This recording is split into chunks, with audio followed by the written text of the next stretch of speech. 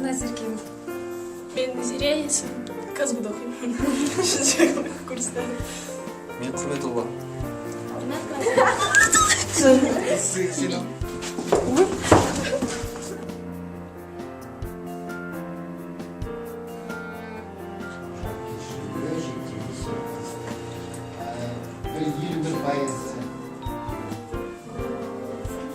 Фаскасы жердегі несі бар тағы сонымен қатар жаңағы өз беймалемін.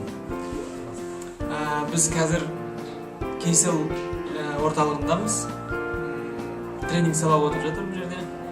Кейсел туралы біраз мағлұматтар алдық. Жаңадан қосылған жақында ғана 3G жүйесіне қосылған. Жалпы ақпарат таратуда журналистер үшін көп пайдасы тиеді деп ойлаймыз да.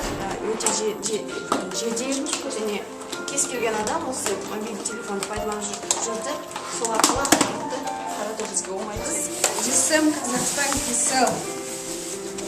Мекемесіндеміз. Және алғаш рет жаққа Кейсел компаниясы жайлы толығырақ мәлімет алу үшін